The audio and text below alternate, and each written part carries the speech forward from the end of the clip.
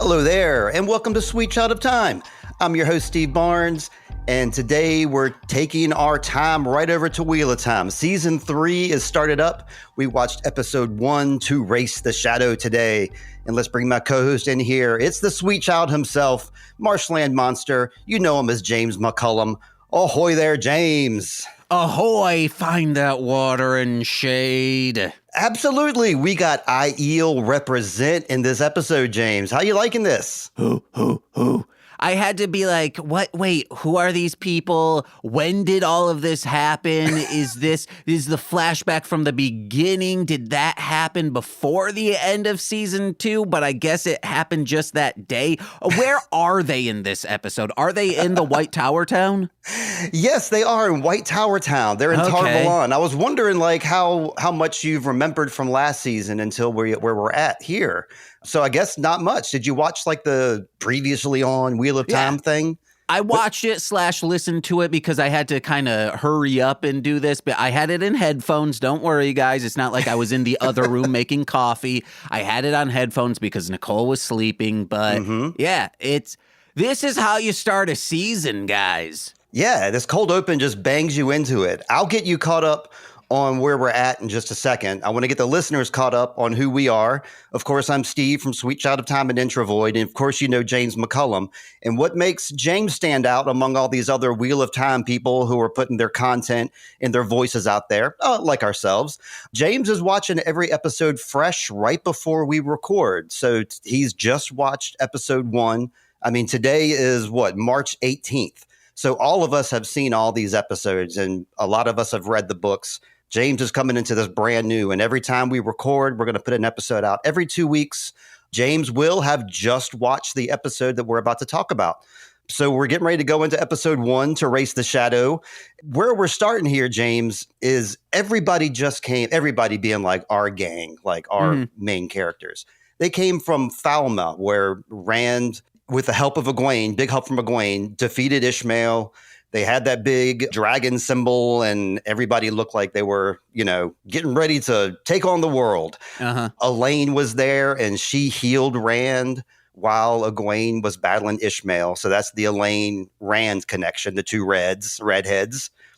Moraine and Lan, they helped by getting rid of the Shanchan ships. Yeah. But at the same time, she and Swan had like an official falling out where Moraine was banished from the White Tower. So that's why she's not in the White Tower. She's just there in the streets of Tarvalon, wishing she could be up there to help her friend Swan. And all the kids are there too. They've all come from Falm, the whole gang. Avienda, Elaine, Perrin, his whole crew, his new Aiel friends that he met.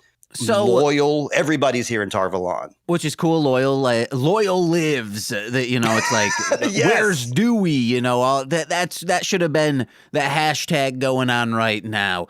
I'm curious, were they in Tarvalon when all of this White Tower stuff was going on?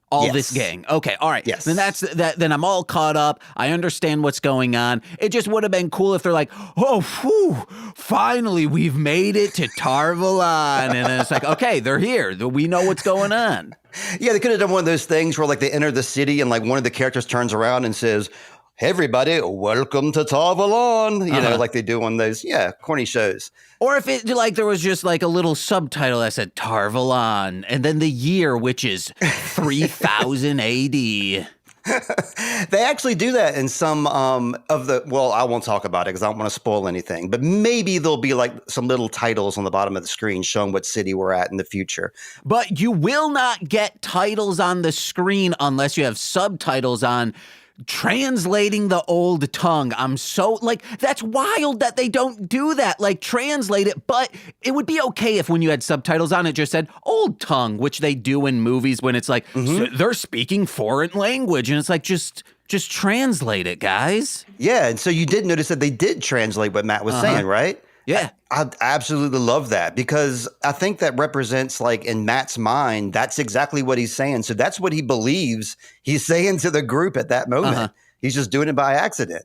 And speaking of Matt, that's one of the first things I wanted to bring up before we really get into the recap is our ex-Matt, Barney Harris, because I watched, there was a fan premiere of Wheel of Time episode 1 that we got to watch a couple weeks back before. I say we, me, and some other fans got to watch before the show dropped. And they had like an hour and a half long thing ahead of time, like a big making of, behind the scenes, interviews with the cast.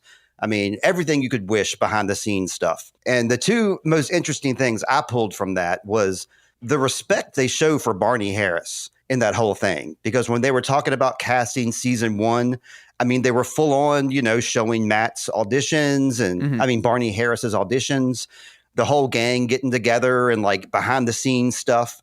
And then for like season 2, of course, when Donald Finn joined, they didn't make a big thing about Barney leaving. It was just simply matter of fact. When it came to recasting Matt, Donald Finn was our choice. And then it shows Donald Finn getting along with everybody. And I know they want to have unity, but I really think it's cool the way that they included Barney Harris so much in that like preview. It's good, guys. Check it out. You can't, okay, unless someone on archive.org. Is this available anywhere else? No, it's not. And I'm glad you mentioned that, because I'm happy to say this. I wasn't even going to bring this up because I'd forgotten about it. We're not the worst Wheel of Time podcast, James. Can you give us a hand? We're not the last, because the last one is a podcast called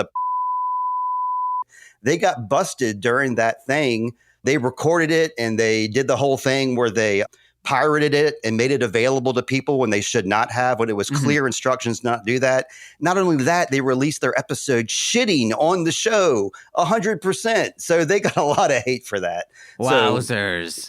So, I'm going to bleep out the name of this podcast just so like it doesn't give them attention or make them give us it. Actually, man, I kind of want to get some hate from another podcast. I think it's fair game, because I mean, you should have seen Reddit going crazy over these guys. All right. Well, and then another thing I wanted to say about this whole preview thing is the creator of the show, Rafe, let's just call him Rafe. He would reference the number 1 and number 2 on the call sheet. He'd be like, "This is my number 1 and number 2 on the call sheet." He would do that multiple times. Who do you think he considers number 1 and number 2 on the call sheet? My guess would be Moraine and Rand. That's what I would think too. Moraine and Rand. Instead, it's Moraine and Land. Daniel that was Henney. going to be my third guess. Right, which I think is unusual. Why would that be? I don't see him as like a main character as much as the others. Why do you see him as a main character? So my guess would be if you have one, you have the other in most cases, in a lot of cases. So like if your number 1 is there, who needs to also be there? Land, because number 1 is like, well, Land's not here. What the actor, I mean, what am I supposed to be doing? He's not here. What's going on? So I think that's why you would want them to be 1 and 2. Okay. I mean, I don't fault it at all. And Daniel Henney is like a big name. He's a supermodel. I mean, we can't forget that. He's a supermodel. That could also be why he's the bigger name. Yeah, maybe so. But yeah, I was surprised to see that, because this is supposed to be a Rand-centric show. So I would think that, he would be Joshua Stradowski would be number 2 on the call sheet, or maybe even number 1. But I don't know. She has dived deep into the world of Wheel of Time, by the way. She being Rosamund Pike. She's audiobooked now like 5 of the books, and she's going to do the whole series. She's doing way more promotion than anybody expected her to do. And she's making all these like personal connections. Like, I don't know, like they say that Hollywood can tell us whatever they want to tell us. But I get the perception that they're being sincere when they say that usually she keeps a distance from her cast when she's working on stuff. And in this case, she's like bringing everybody into her inner world. So it just seems like this is like a big part of her life now. Which you mentioned, hey, James, Steve has read all of these books, listeners, many times. And like, hey, I'm fresh just with the show. And I would like to say this right now. I promise you, listeners, I will never read these books. If you could see how many comics I have in my to read pile, you'd be like, oh yeah, there's no reason that he should read those. I'm almost done with Sailor Moon, but I've read 3,200 pages of Sailor Moon within the last month and a half. That I'm not doing these god ding dang books, okay? It's just Sailor Moon, and then I'm going to be probably moving on to Spawn or something like that. So if it wasn't for this TV show, Wheel of Time just would not be in your life whatsoever. Yeah. It would just be a show or a book that I have read that I might mention every now and then, and that's all it would be to you. Uh-huh. It'd be, in my mind, a sci-fi story that Oprah Winfrey, I believe, starred in, because that's what I go back to episode 1 of this, and I thought Wheel of Time was that Disney movie, I think, that Oprah was in.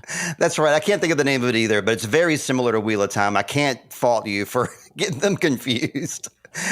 But yeah, I'm going to go ahead and start our recap. We're 10 minutes in. I'm already late, so let's get going. Oh, we've already talked about the first 12 minutes on our last episode of Wheel of Time, but I'm going to, just for the sake of completion, I'm going to go ahead and just plow through that first 11 minutes here. Moraine and Lan come to town. They're in Tarvalon looking up at the White Tower, and we already mentioned that she is no longer allowed in the tower right now. She's been ousted, so that's why she's not in there.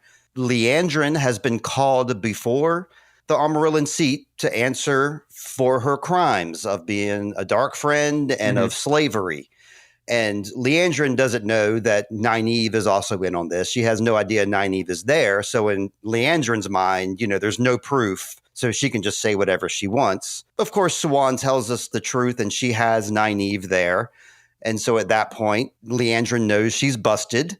With the help of some of her Black Aja friends that are a big surprise, coming from the white, yellow, gray, and blue Ajas, and green. I mean, all the colors are represented in the bad guys here. Leandrin she doesn't try. They attack the tower and are able to escape.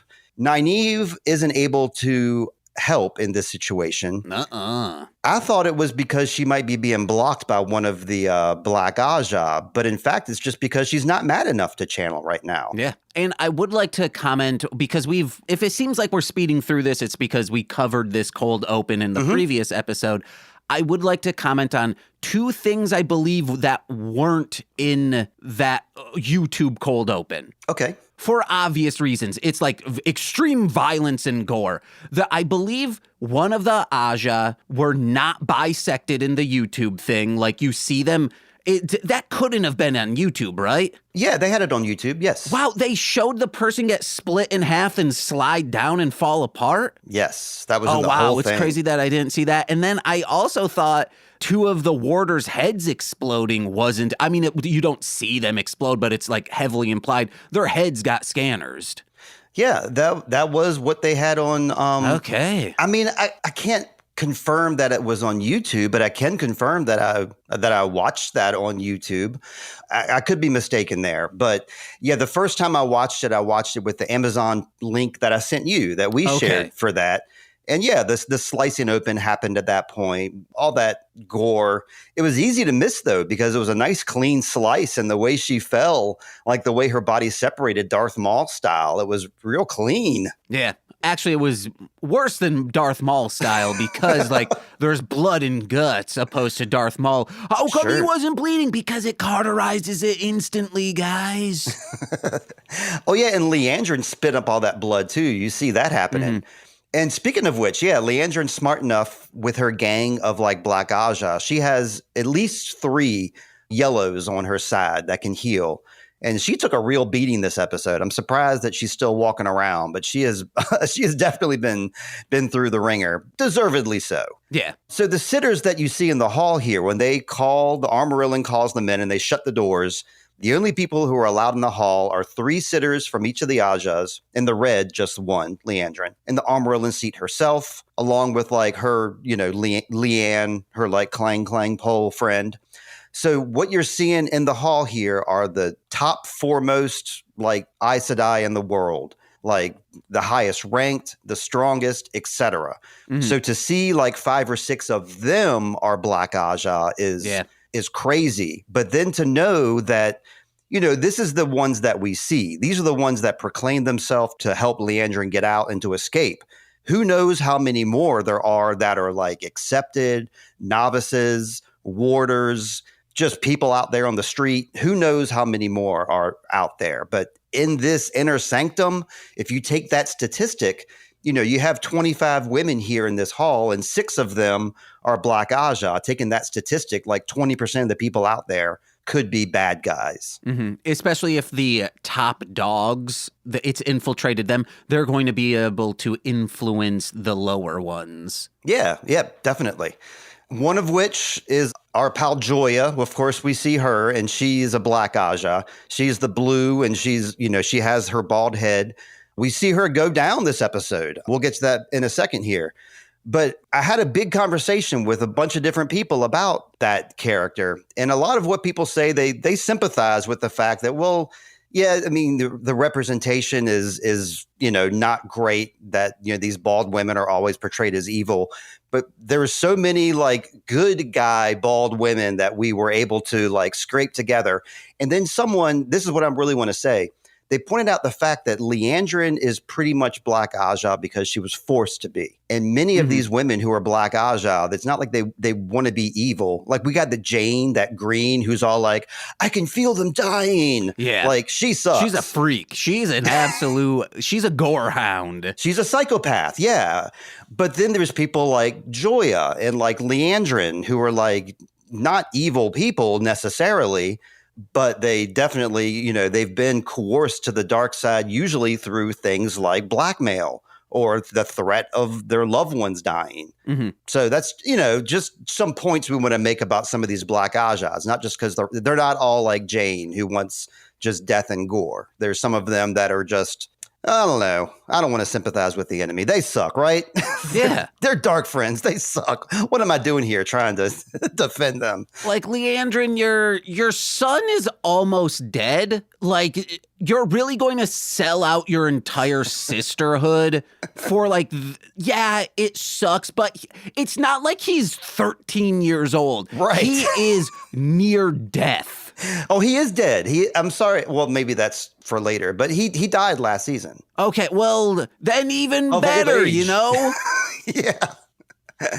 Oh, but maybe she's afraid of becoming a gray man now. That's right. That is an option. That's a terrible option. Oh, God, that like your blood freezing or you become a gray man. Which one are you going to do? It sounds like both. Oh, okay. Well, yeah, I don't know. And those situations, that's like my worst. When people say like, how do you fear dying?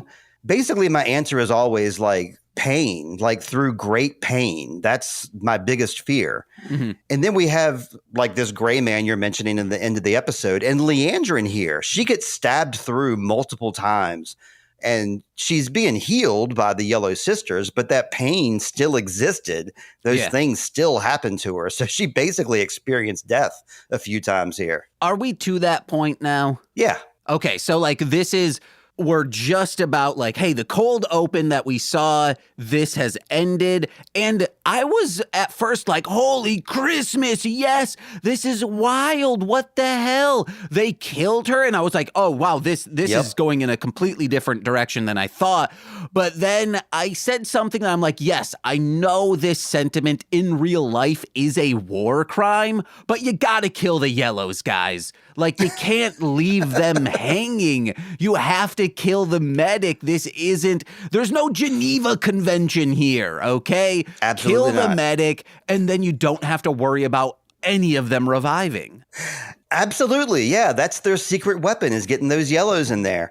And Heather was the same way too. I've been watching those with my wife, Heather, who's really been enjoying the show too, as just a show watcher. Oh, yeah. Every time like Leandrin would like spit up blood or get stabbed, she was cheering. She loved seeing Leandrin die. And I think a lot of people felt that way because it's like, yeah, give it to her. And then it's like, oh, she's got these healers. She's never going to die. Yeah, I think when it comes to the two warders, that they are still playing under the rules of the White Tower, which is you never kill a sister. You do not do that. So you see them methodically going after things that would incapacitate these individuals, like cutting their Achilles tendons, going after like things that'll just make them drop in pain. Whereas like, no, you have to be severing heads Highlander style. That's right. That's like one of the notes that I have as well, James. I was going to point out to you, but you've already pointed it out, that the Aes Sedai don't do kill strokes. They set their phasers to stun, whereas the Black Aja just go for death right from the bat. Ivan was one of the warders of Alana. And we see him die here as well. He didn't have any yellow Ajas around to save him. So Ivan actually dies here. We got to say a tearful goodbye to Ivan. I hope we don't have to have another ceremony where like Lan has to bare his chest and scream into the sky again. Well, it wouldn't be him. It would be the other guy. Oh, yeah, Maxim would probably do that. But I don't know. Lan seems to be the man for the job. He did it so well back in season 1. But Ivan, the reason that this happened was a practical reason, because that actor, I was going to look into this more and I did not because I got distracted today. But that actor got another gig and wasn't able to do season 3 with Wheel of Time. So they brought him in for these scenes to have a cool death before they sent him off to his other job. Hell yeah. Yeah. So I like that. Yeah, we're pretty much done with this street fight here, but we know that Moraine was blocking Swan that whole time. They don't actually say anything to each other, but much appreciated there. Yeah, we got to mention, too, that Viren and her crew, she's got her pal there, and Naomi strikes them. Did you catch this time how Viren blocked the weave and faked her whatever? Yeah, I mean, I think I wouldn't call it blocking so much as like lessened the blow. Because like something still happened to her. Like you don't, when you're like, hey, I blocked this from happening, your nose doesn't start bleeding unless you're a Stranger Things kid. No, Viren's nose didn't bleed. Her friends did at Elias. Oh, I thought hers bled as well. Might have to go to the videotape for that one. All right, we gotta replay. go, guys. We'll be right back. We gotta punch in this VHS tape. Yeah, but she was able to block it. And one of the important things that Naomi grabbed that I didn't bring up last time was that cool like bracelet. It's like a bracelet that fits over your whole forearm. And that's going to come into play, I think, later on in the series. But that's a pretty important tool that Naomi grabbed there. And she looks like she's wearing a red dress. I don't know if I'm colorblind, but she's a brown Aja. I don't know if that's clear or not. I thought she was a red as well last time we watched this. But Are you guessing that the gauntlet thing, whatever you would call it, the arm bracelet, do you think that is the thing that she was supposed to grab? Because Leandrin says, did you get it? And she said, yes, plus anything else I could carry. I do think that is it. Okay. Because if you remember in season 2, that is how the Shan-Chan would control people who could channel. They would have those bracelets. Okay. So I do believe that is the key item that they were trying to steal. All right. Heck yeah. All right. So everybody that is, everybody in town, I should say, in Tar Valon, can see clearly that there is like some dust happening up there at the tower, but they're not privy to what exactly is happening. They just know that there was some sort of explosion in the tower and Swan did some damage control. I think this is kind of some behind the scenes stuff that's only like really brought up really briefly in the show. But the town is not aware. The world is not aware that all this happened in the tower. They are aware that the dragon proclaimed himself in Falma, that, the dragon showed up, the dragon in quotes. But to the people on the streets, they're not privy to all this stuff. Our whole crew is aware of everything. Loyal, Elaine, Avienda, everybody is like kind of in the know here. I was really hoping you weren't going to just say everyone's name, but then I was like, I kind of hope he does. Okay, well, one name is Moraine, and one thing that she says that's very important. She says, all y'all stay away from Aes Sedai. Any Aes Sedai from here on out is sus, so don't talk to any of them. So that's like their marching orders going forward. Nynaeve's like, how do I do that? Because she is one. That's right. Gotta run for myself. Yeah, Nynaeve is like the only one that's advanced at this point.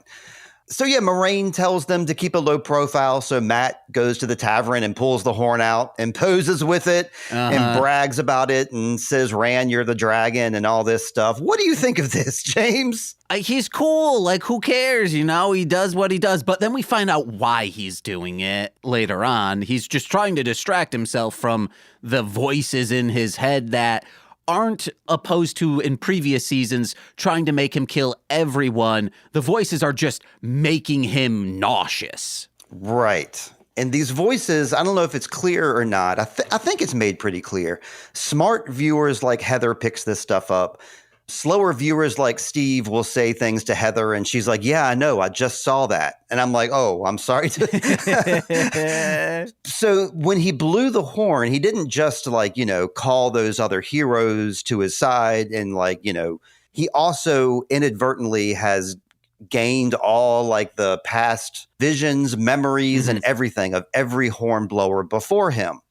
So that's what he's carrying around inside of him. And that's why he keeps slipping into different languages, because one of those, memories has slipped into his daily life. Which I picked up because when was Wheel of Time, the book, started? In the early 90s. Okay, so same with Sailor Moon. And Sailor Moon is this same concept of they were a kingdom thousands of years ago, and then something happened to make them pretty much reset, and then they will be awakened into new bodies, and when they are awakened, they get all of their past memories as well. So I'm like, wow, there must have been something going on to make these two people from Georgia? South Carolina. Oh, South Carolina and Japan just say, oh yeah, this is cool stuff, because there's no way that one, it was being written at the same time, and no way that the two of them were going to overlap and be like, oh, I'm going to plagiarize this person because it's just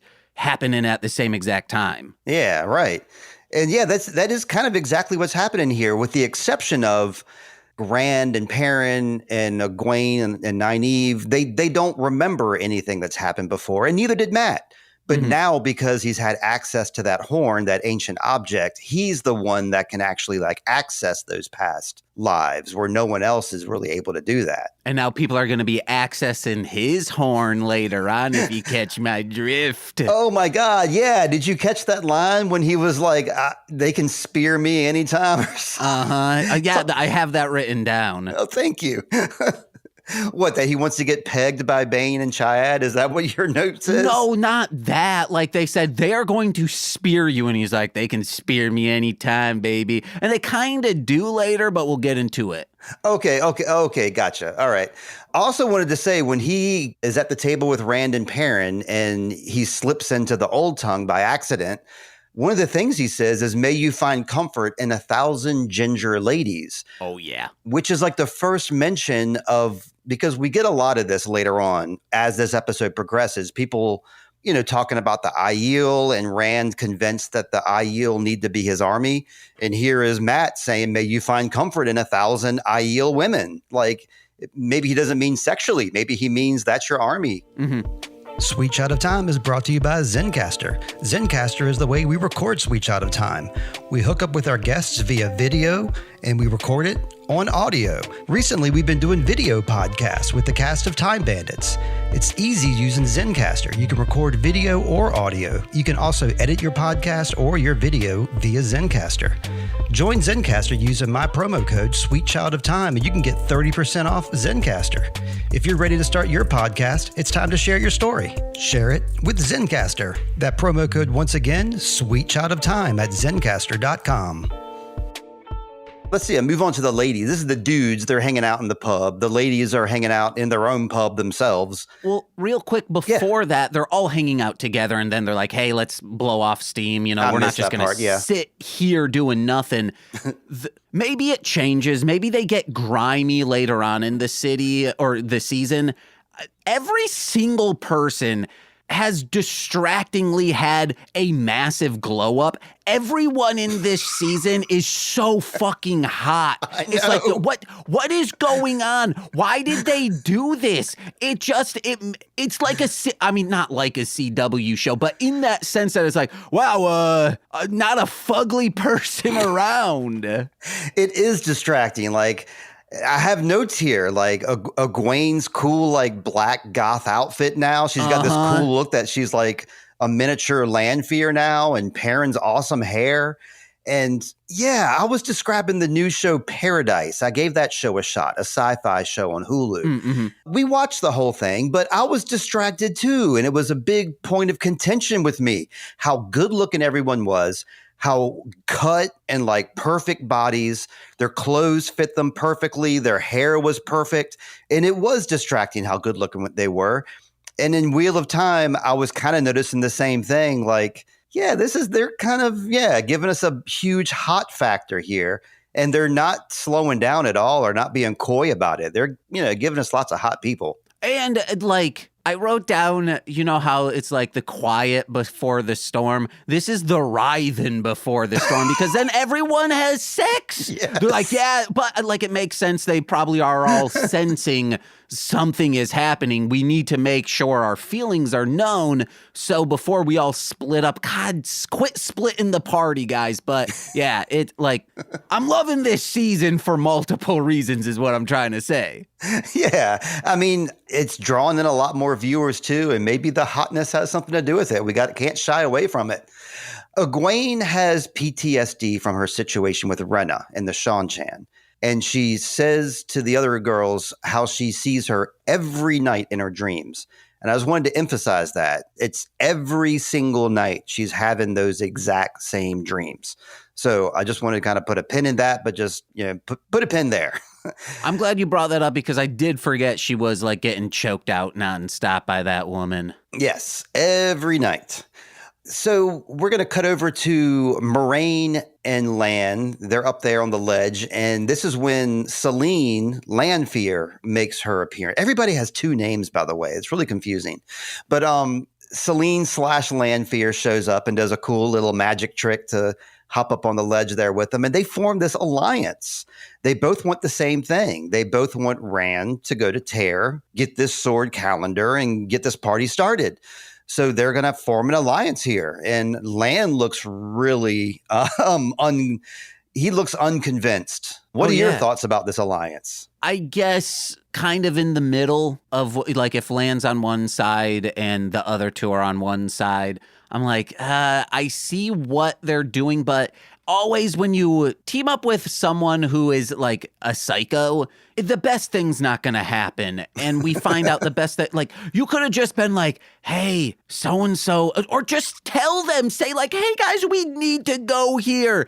And all the others would be like, yeah, you want to know where Rand goes, we go. Like we understand what's going on. And then Rand would be like, actually, we need to like go get my, my redheads teaming up. And they'd be like, yeah, you want, that makes even sense. You know who would very much be on board with that? Matt. His charisma would convince everyone to be like, yeah, this is what we need to be. And he's like, oh, thank God that worked because I want to see these redheaded ladies in every way. Yeah, I mean, I agree with all that. Rand doesn't, though. I think Rand is the one with the most hesitation, and he has these trust issues here.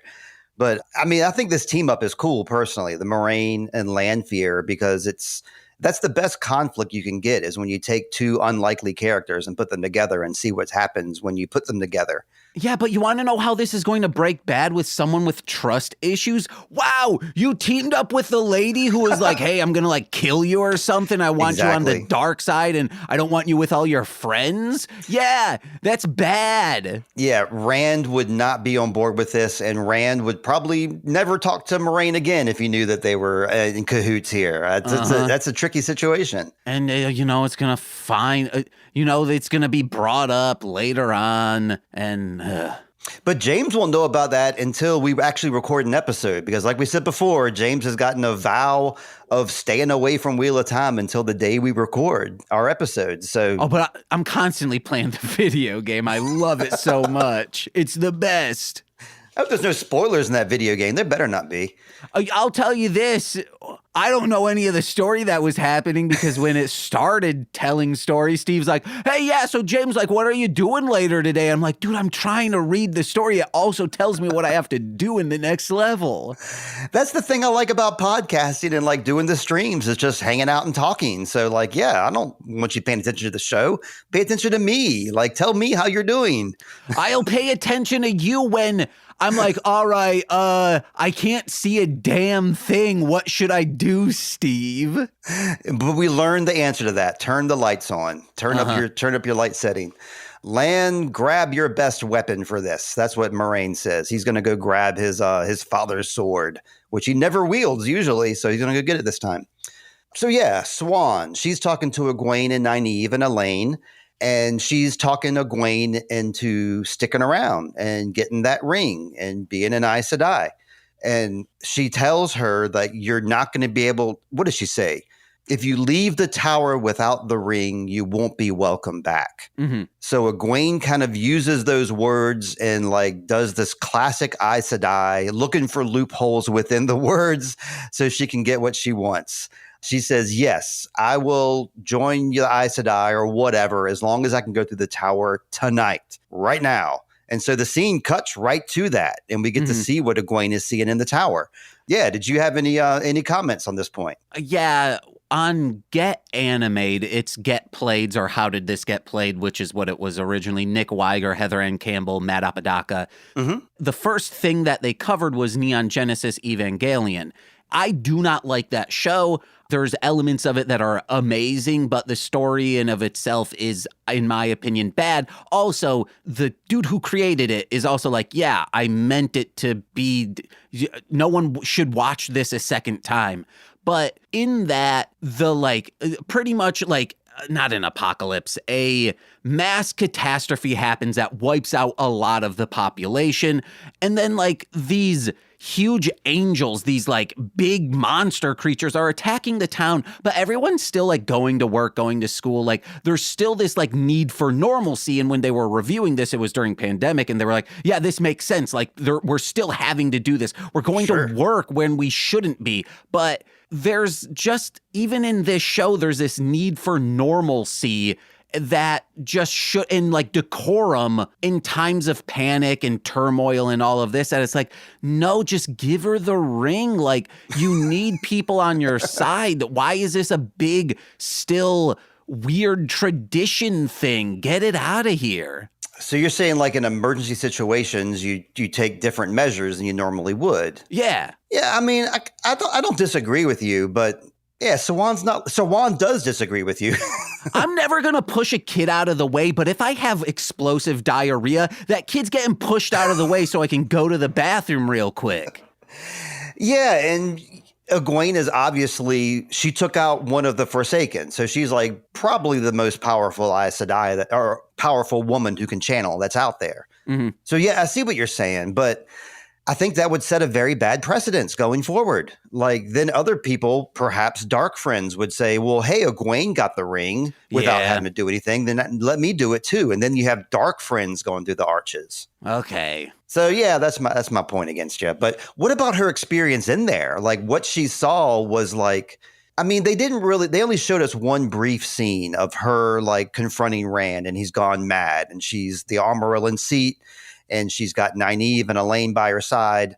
Nynaeve, with her conversation with Lan, kind of gives us a little bit more insight into this.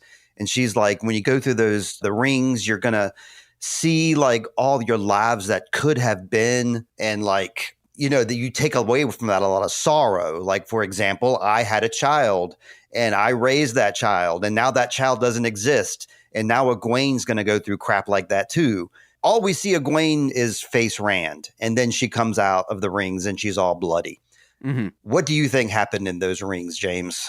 Well, first off, again, everyone's too damn hot. We see these 3 fantasy women in full armor, and then Rand with long hair? Yeah. Stop this show.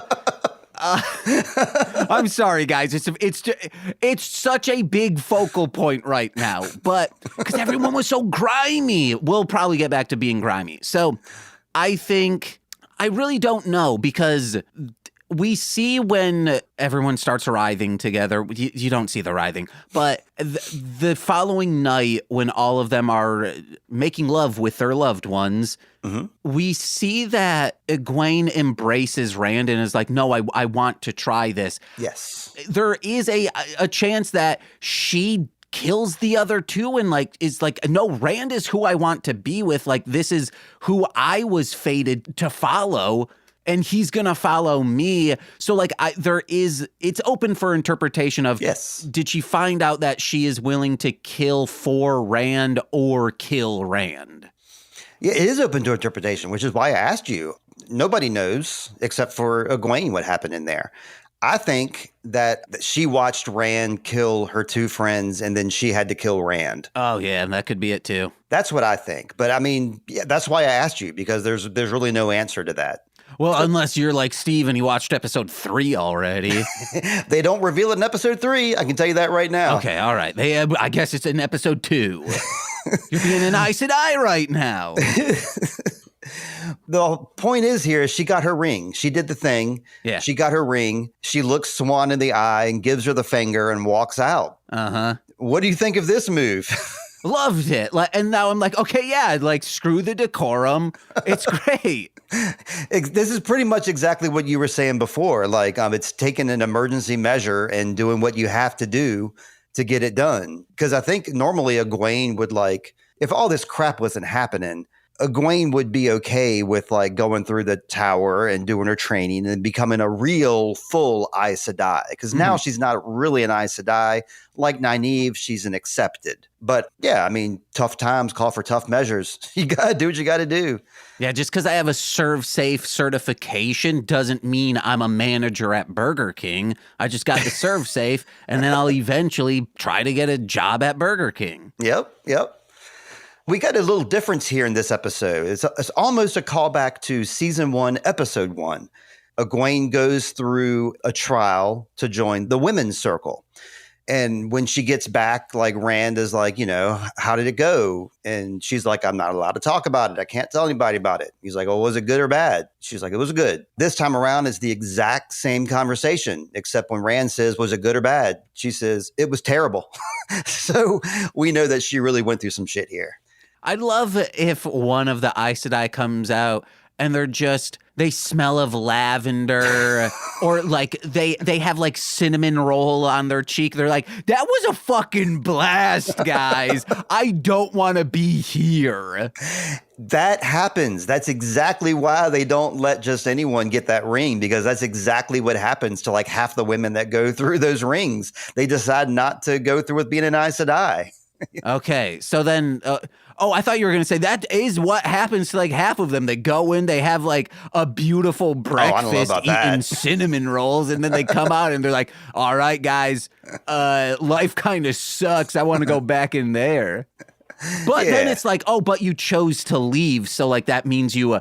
if you're just eating cinnamon rolls, don't have to worry about like sugar rushes, headaches, gaining weight. Oh, God. I'm never leaving.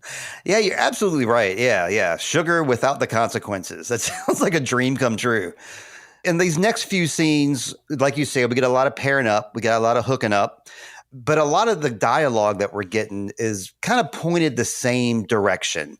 We keep talking about Rand needing the Aiel, Rand getting that sort of calendar from Tyr, whether or not Rand needs the Aiel at his side when he does that, interpretations of these prophecies.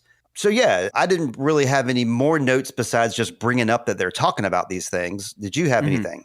So with Nynaeve and Lan, they're talking, and he has that sword in his hand. This is during that time as well, right? Mm-hmm. Yes. So she goes, oh, that's a new sword. And he goes, it's old. She should have been like, yeah, man, you know what I mean. You know what I mean. It's new. I've never seen you with this, you jackass. But then he's like, oh, I need to be prepared because the dark friends, they'll go for Lan, but then they'll come for us all. And again, it's like, yeah, man, they're trying to reset the wheel. They're literally trying to kill everyone and everything. Right. You're just saying everything we already know, Lan. Yep.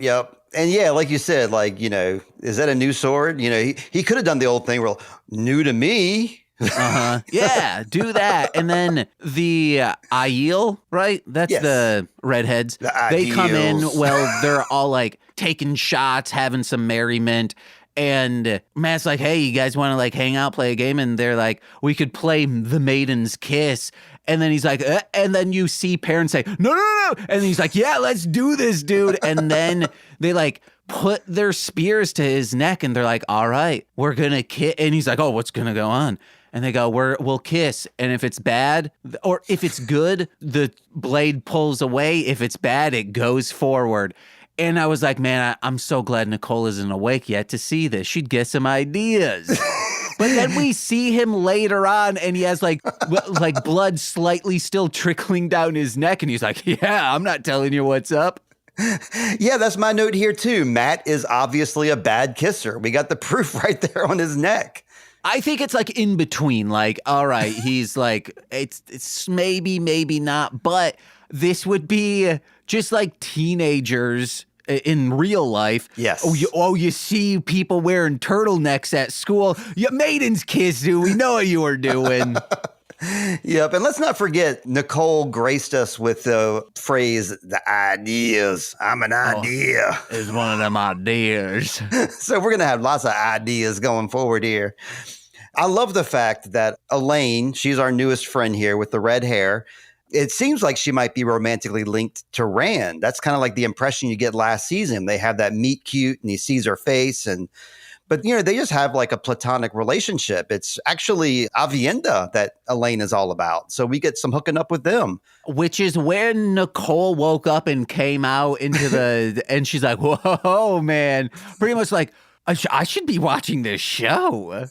It's like you're busted. You're like, I want to turn the channel real quick. I wasn't watching this. No, Nicole would be like, leave the channel on. I like the fact that Avienda, the actress that plays her, I can't remember her name, Ayula Smart. Those are her dreads. That's her real hair. Most of these other actresses and actors are wearing wigs, and with the exception of Rand, of course. They are? They're wearing wigs?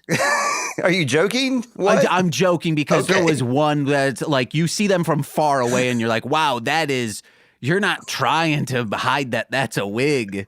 Yeah. I won't say who. All right. But that's my whole point is Ayula Smart is not wearing a wig. She has those red dreads in real life. In fact, if you watch Cocaine Bear, she looks exactly like this. She's playing a sheriff, and she's the sheriff in a sheriff's uniform, and she has these big red dreads. And it's like, hold on. Hey, Nicole, we should watch Cocaine Bear this week. Just one of the actors from Wheel of Time is also in that, and Steve's making it sound really cool. All right, Nicole said, let's do it. All right, game on then. Hey, loop me into that. Let's do a live stream. So let's see. I don't have any other notes here. My only other note was that Elaine is cool because she makes her own liquor. Like, that's why she's carrying that basket of apples around, because she's going to make liquor out of it later. And that's what they're drinking. Heck yeah, I did not catch that. My other note for this was before Rand and Egwene hook up, she's like, I'm not scared of you. And then like she recoils and I'm like, well, clearly you are. But then I forgot like she got choked out a bunch last time. It's not Rand she's scared of. It's just, just PTSD. You've seen Community, right? Yeah, episodes here and there. In season one, Pierce is like trying to read Jeff's mind and he's like, throbbing music, nightclub, men's room stall, penis, 2 penises.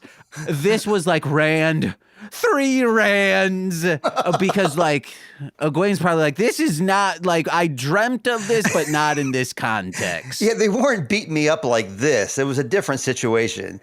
Oh, yeah. You got raunchy right there, beating it up, baby.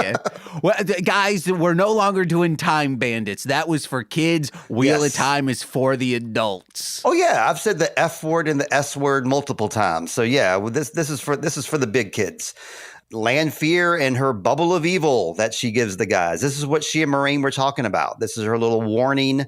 She gives Perrin the axe, which inadvertently makes an ally out of the Aiel and Loyal because they have a little bonding moment there. Mm-hmm. Matt has the playing cards. He watches them do their thing. Oh, and of course, you already mentioned Rand gets attacked by multiple Rands that they have to defeat. But the interesting one is Nynaeve. She gets viciously attacked, stabbed 11 times, according to Lan. And Moraine, luckily, is able to heal her. Moraine's not a yellow Aja, not of the yellow. So that's unusual that Moraine can do that. But she's done it before. She has done it before. Absolutely. G.G. Allen, when he watches, he's like, yeah, I've done 9 times better, brother. He has a song called 99 Stab Wounds. Okay. But yeah, apparently the guy who ran in and stabbed Nynaeve a bunch was not part of Lanfear's plan. he was like a gray man that at this point in the story, we're not exactly clear. We just know that we blame Lanfear on that. But then when Moraine gives Lanfear that info, like, what about that gray guy? She's like, that wasn't me. I didn't do that shit. So, yeah, what was your impression of that as you watched it? My impression was like, why are Moraine and Lan just sitting there? Because I forgot that like this was a plan to do. But then while seeing it, I'm like, wow, this is again, you're going up against you're teaming up with a psycho, and the psycho's going to push it a little too far. You didn't need to do this. You know, Heather said the same thing, too. She was wondering why Moraine and Lan were just sitting there listening to all this go down and why they weren't jumping to their aid until, you know, Lan gets Nynaeve fever because he senses that it's more than just a little bit of scare. And he's right. But yeah, we learned by the end of this episode, I think just maybe 10 minutes later, that this gray man that attacked Nynaeve was actually sent by Bjork, by Maggedion there and her little spider web situation. And you talked earlier about how she was torturing the guy. He could either choose through his blood freezing or turn into a gray man. I just would hate being on the torture block and being forced to make decisions like that. I don't know if I would last. I'd be like that green Aes Sedai, and I'd say, it's so good. I'd try to be like, I like this. And then she's like, well, never mind. I guess I can't make you a gray man. That's a real good strategy. I think there must be advantages to being a gray man, though, because nobody notices you. You can you can slip in and out of shadows really easily is what the deal is. Is this based on the gray man theory IRL, or is the gray man theory IRL based on this? Tell me what the gray man theory is you're talking of. So I only know this because of you mentioned before we started recording, Sean Clements of Hollywood Handbook. He also did Hollywood Masterclass, and the gray man theory, which is just like, you are a man who is not noticed. You don't dress a certain way, or I mean, you do dress a certain way. You just blend in. So when shit goes bad, like no one sees you, or just like no attention is brought to you, so nothing bad happens to you. Where you can just coast through life and be comfortable. You become the gray man. There's also a movie called The Gray Man, which I don't know if it's got to be based off from this theory, but read up about it. It's dumb stuff. Yeah. That's exactly this. That's exactly what it is. Okay, all right. I got to see what came first. Yeah. Except the only change is that in the Wheel of Time world, there's some magic involved in there, which makes it even easier for you to slip in and out and nobody notices you. There's multiple, our podcast is about the show Wheel of Time. But of course, it's based on the book. And there's multiple scenes in the book that you're reading that when you're just going through and reading it, it's so cleverly written how they hide gray men in plain sight as you're reading the book. And it's not until action starts happening that it registers to you that there was a gray man involved in the conversation or in the setting. They do that at least twice. There's an attack in a tavern, and it's like everybody is like having a good time and dancing, and then suddenly a gray man appears and attacks someone. But the way it happens on the page is just masterfully done, which is why people love reading the Wheel of Time, is for situations like that. Mm-hmm. But yeah, we're very much at the end here. You asked me where we all came from in this episode and where we all were in this episode, which is Tar Valon. But now we got to turn to where are they all going. Uh-oh. Tyr is ultimately where Moraine and Lanfear and all the prophecies tell them to go. So that's where they got the boat to go to Tyr. But then Rand does a little switcheroo. He's like, we're not going to Tyr. We're going to the Aiel Waste, where there's ideals all over the place. That's Rand, Moraine, Aviendha, because she's going to follow Rand wherever he goes, whether or not Elaine is there or not. Because we've already established now that they're a couple. Aviendha and Elaine are hooking up. But Aviendha's with Rand and Moraine. Lan, of course, is going to be with Moraine. And Egwene. Egwene has promised to be by Rand's side and, help Rand along the way because she helped with Ishmael. We can count on Egwene wearing that cool black outfit in the Aiel Waste going forward. Staying here in Tar Valon, not going anywhere. That's Elaine. She wants to continue with her training at the tower. Nynaeve also needs to stay at the tower. It's not even a choice. She has to because she needs to get past her block. so she can use her powers. Mm-hmm. And Matt is having a really rough time throughout this episode. As you mentioned before, he's doing a lot of tactics to try to distract himself from his, depression and all the stuff in his head. Nynaeve seems to be the only person that he can count on, so he's going to stay wherever Nynaeve is. And I really like their relationship. I want to just take a moment here because I like all the platonic relationships that we see in Wheel of Time. Relationships like Perrin and Aviendha, Rand and Elaine, Matt and Nynaeve, just, friends that can depend on each other. They're opposite sexes, but there's no weirdness involved. And that's one of the main things I like about the Wheel of Time is the friendships that they have with each other. Yeah. I think that makes a character a better character because, we see Aviendha and Elaine. Now they're a couple. Now there can't be any more, hookups or weird vibes among anybody because they're established as a couple. Whereas if everybody was friends and they can fight, they can have a good time together. They can get on each other's nerves. I mean, it's pretty much a wide open territory where if a couple is a couple, then they're kind of pigeonholed into being a couple. Yeah.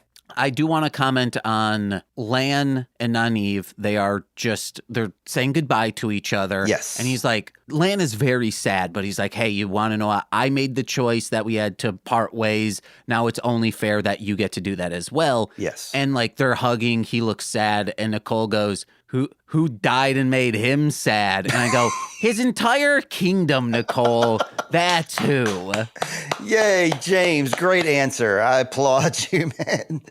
And then that wink one of them does, one of the Aiel does to Matt. That was really awesome. And those are all my notes. Well, Lane proposes to Nynaeve basically here before they leave. He gives her the ring, which is the ring that's worn by the Queen of Malkir. So, I mean, this is as good as a proposal right here. So we like I was saying before about how you pigeonhole these couples as couples. Nynaeve and Lan are now a couple. So that's just is what it is. So Lan's not going to be flirting with anybody else in the future. At least I hope not. That leaves us with Perrin, Loyal, Bane, and Chayad. Bane and Chayad are now obligated to Loyal because Loyal saved their lives during that axe battle with the Bubble of Evil. So they're heading to the Two Rivers because they're going with Perrin. That's where Perrin wants to go, is back home. And Loyal wants to go that direction as well. And if you haven't already noticed, Bane and Chayad are a team. They're a couple, and they're also open to other people being part of their couple as well. They're kind of like an open relationship type. I thought they were siblings. No, I think they're decidedly not siblings. Okay, all right. Because of the way they act around each other. But that leaves us with a couple of people that we don't know where they're at. Alana and Maxim, we're not sure where they went off to, but I'm sure they're not still at the tower. Leandrin, she and all the blacks, where'd they go? Because some of them died. We saw some of them die in the battle, but most of them escaped. And I know there's at least 8 that left with Leandrin that are now AWOL. But then we have 2 that stuck behind that were captured. We have Amiko and Joya Sadai. Those 2 tried to capture Swan and failed, and now they have been captured. So they're at the tower, and we'll see what happens with them next episode. Oh, yeah. Then Lanfear. We don't know where she's going to go. I have a feeling that she'll probably stick around wherever Rand is, more than likely, and hang out with him in his dreams.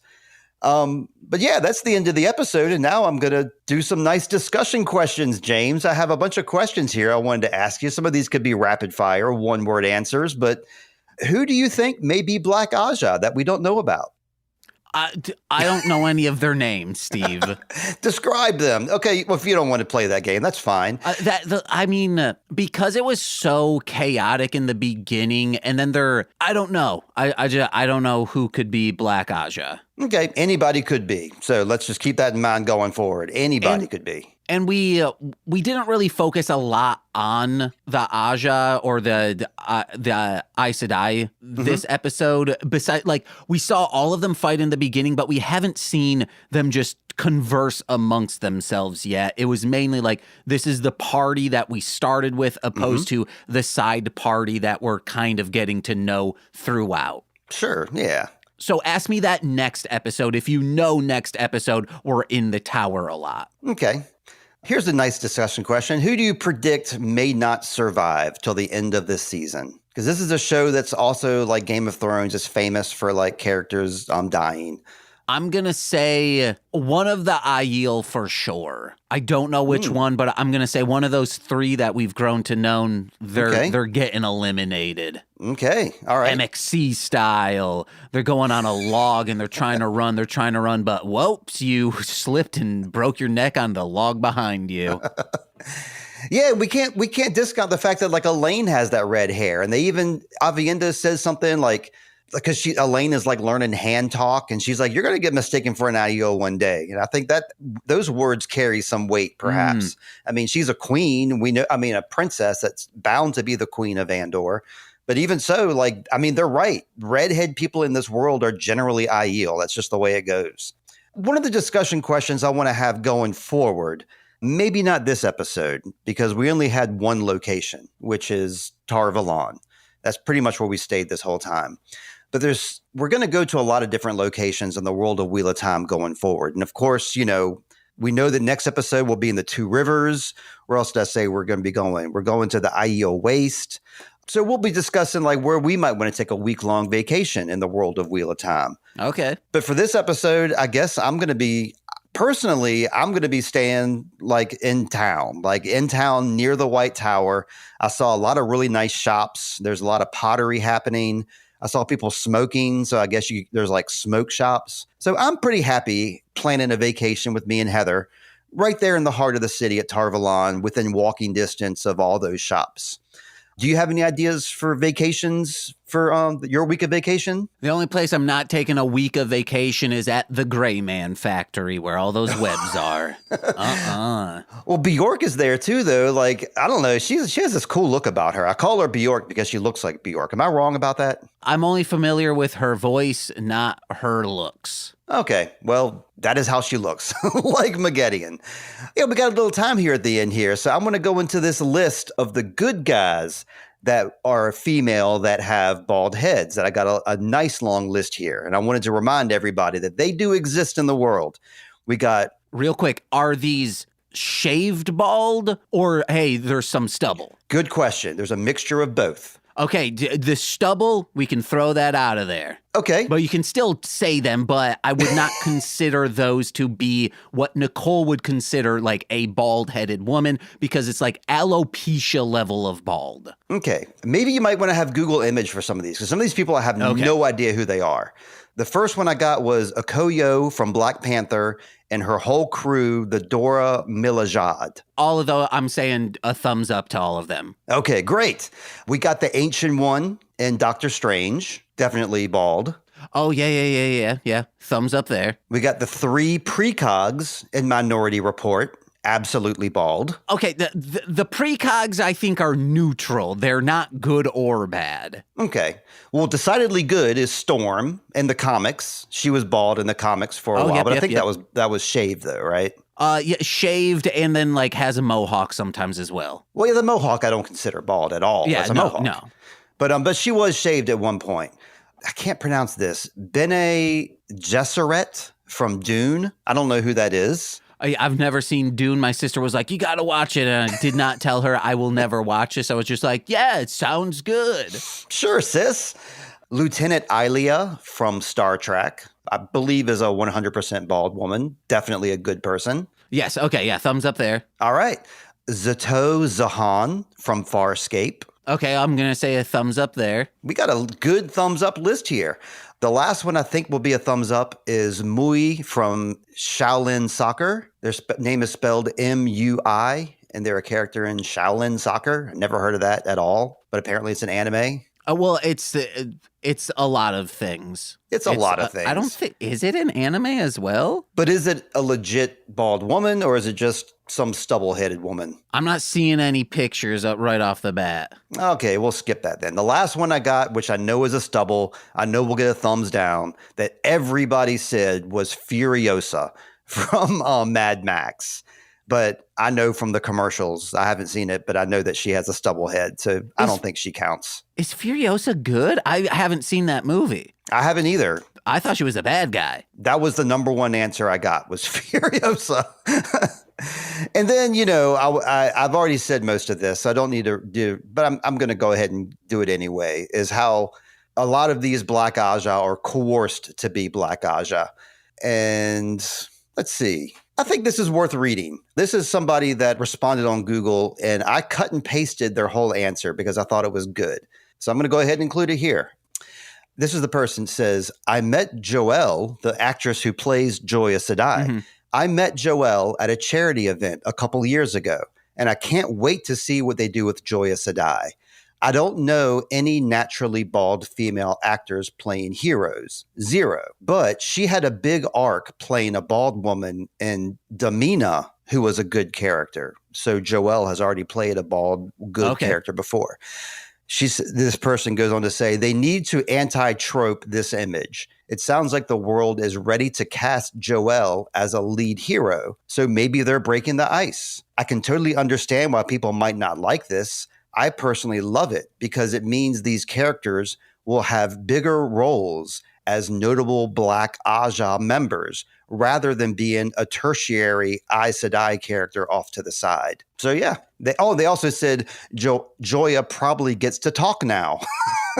Yes, it's good that the character is, but I'll say this, when I saw her, I hyper focused in on her and she had never spoken. It was just the first thing. And I was like, oh, hell yeah. Maybe it's because I live with someone who has alopecia. So when it's very rare that you see someone on screen with alopecia. Mm-hmm, right. So it's rare that you see a new person who you hadn't seen before, a new actor who has alopecia, because there are 3 or 4 that you're like, oh yeah, I know them, they have alopecia. But especially women with alopecia, you rarely see on screen. So it's very nice. And when Nicole, as someone with alopecia, she is the one who brought it up to be like, oh yeah, but chances are, can they be evil? I was like, oh yeah, maybe they can. She might be. Yep. Yeah, we had a nice Reddit discussion about that. And yeah, got hundreds of comments, hundreds of different people chiming in, some people negatively, most people in a positive way. One person was quick to point out that they were mad that the character with alopecia and the character that was of shorter stature both turned out to be evil. So yeah, that's a fair point. But the way they brought it up was just in a really just kind of snarky kind of way. Yeah. But we have discussions about Wheel of Time. They're good and bad. We're loving the show so far. We're going to continue the discussion every other week. So 2 weeks from now, we'll be talking about episode 2. And James will have just watched the episode, so we'll get his fresh take on that. And until then, James, people are liking you. Where can they find your stuff, James? Oh, yeah. Let's say this. If people are really loving us and you want to see more, we'll go weekly. However, I think I don't know, it costs $20 to edit each episode around that. If we can get after, fees are taken out, if we can get 6 new patrons over on patreon.com/MLM pod at the $5 or above tier, we'll do weekly. I'm down to do it. We both are. Absolutely. But it's just, it's a cost issue. Sweet Child of Time has always been free, but I am under the Marshland Media umbrella.